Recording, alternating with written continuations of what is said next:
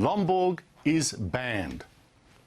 Joining me is Agriculture Minister Barnaby Joyce. Barnaby, this is a disgrace. Yes, it is, Andrew. Apparently, you're not allowed to have fascists, ISIS or beyond Lombok speaking at the University of Western Australia. Obviously, they don't believe in the debate.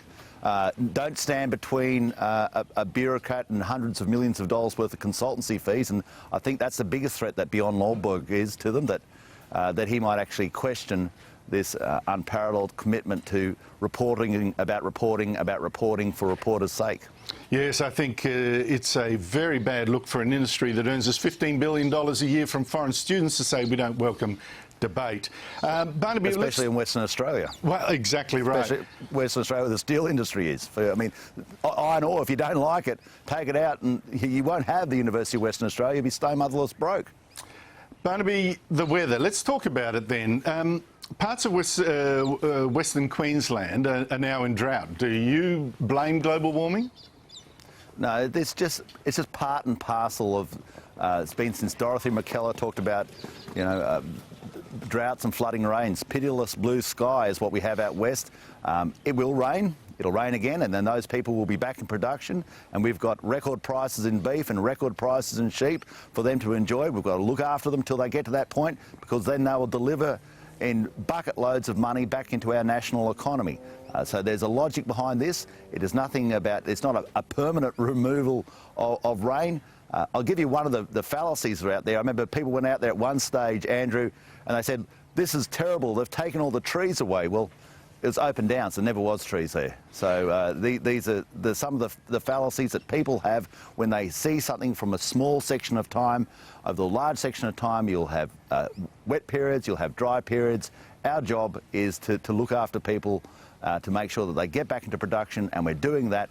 And that was a great announcement by the Prime Minister, Deputy Prime Minister and myself to try and assist these people, because we know it will rain, and when they do, we want them putting cattle on the double-deckers, we want them putting sheep out, we want them putting wool out, because the money comes back into our economy. Well, yesterday you did offer more than $300 million in drought assistance. I'm just wondering, what's the justification here? I mean, isn't drought just one of the business risks of farming? You sometimes get great years and you sometimes get bad years. Well, if you like saying this, we've got to be practical. We've got to see the business sense. It is in our national interest for these people, these families to survive, because they will deliver an immense wealth back into our economy. But they've got to be there to do it. And the mechanics have got to be there to do it. And the shops have got to be there to do it. If I was to say to you or to any of your listeners or politicians, look, I'm only going to pay you when it rains, and it hasn't rained for the last 3 years, I bet you those people would all be arriving at the government saying, look, I think we need some help. This is beyond the capacity for people to manage. A rough rule of thumb for me, Andrew, is this. In a drought that's a 1 to 10 year drought, you just manage it yourself. Up to 20, you should go to the states and see if they can help, and over 20, we do have a role to play, because it starts becoming extraordinary in its duration.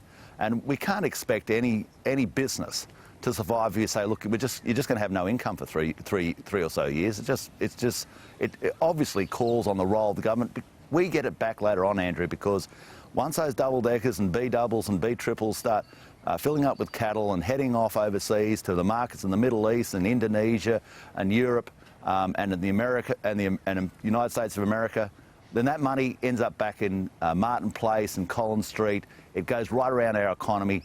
It's one of the fundamental parts of our economy, always has been, is our soft commodity market, and this is one of the ways we manage it.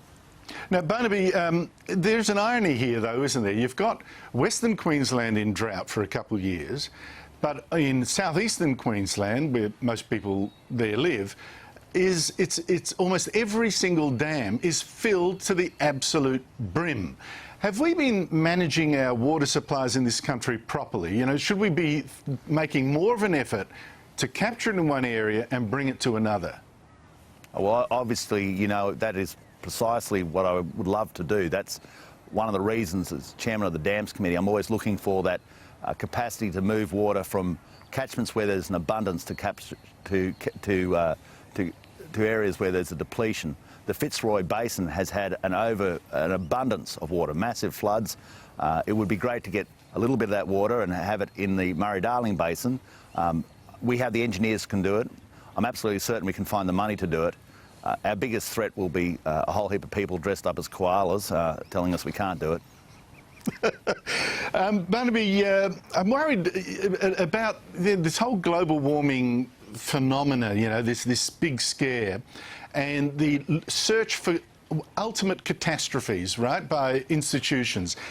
For example, El Ninos are changes in ocean patterns, as you know, that tend to bring us drought. The Bureau of Meteorology thought we'd get one in 2012. We didn't get one. We were warned we'd get a terrible one last year. We didn't. And now the Bureau, hyped up by the Sydney Morning Herald and others, claiming we could be in for a shocker this year that'll dry out the continent, disaster again. Are you shaken in your confidence in the Bureau and the CSIRO and other warmist institutions like this? Well, it's not too warm here, I can assure you.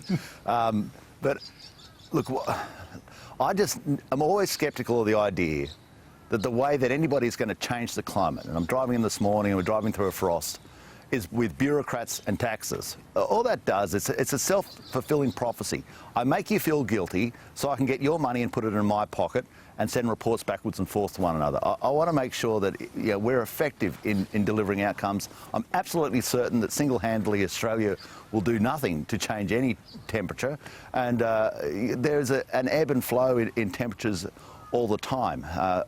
I just get a real sense of annoyance where someone says, I'm going to make you feel guilty, I'm going to lumber you with a whole heap of sort of fear and loathing about the future, for the purpose of then saying, I now demand that you pay me money, I demand that by way of a tax, I demand that you support all the institutions that I think are morally right, because really that's just a form of,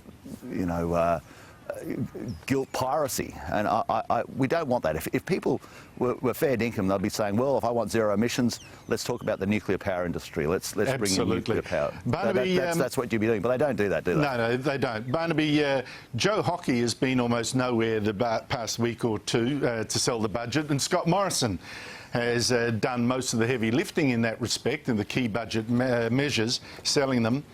Would Scott Morrison ultimately be better in charge of the budget?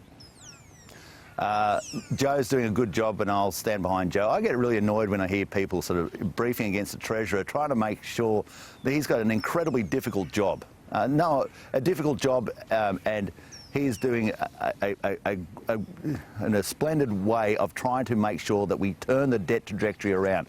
This is a debt trajectory, as you know, Andrew, I started talking about in 2009, and everybody laughed, and we had Martin Parkinson laughing at me, and the Governor of the Reserve Bank saying how outrageous what I said was.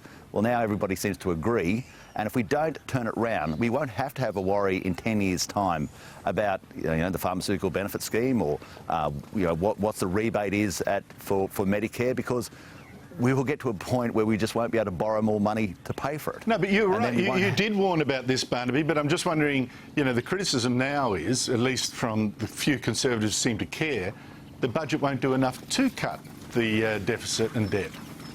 Well, I'm absolutely certain that the worst thing we can do is find ourselves out of government, because I haven't seen one plan from Chris Bowen or Bill Shorten as to how they would deal with the debt. They just believe that it'll somehow miraculously fix itself if their rhetorical flourishes in the chamber are loud enough. That's not going to fix anything. They've got to come up with a decisive plan. They haven't. Therefore, the alternate to us is them. That would be a disaster. The only way we can turn this round is if the Conservatives are in government. We will do that. Joe's leading that charge. Joe's doing a great job. The reason Joe is so-called not being seen is because he's hard at work. And that's exactly where we want him. I don't want him cartwheeling around in front of the media. I want him behind his desk. Good on you, Barnaby. Thank you so much for your time. Good on you.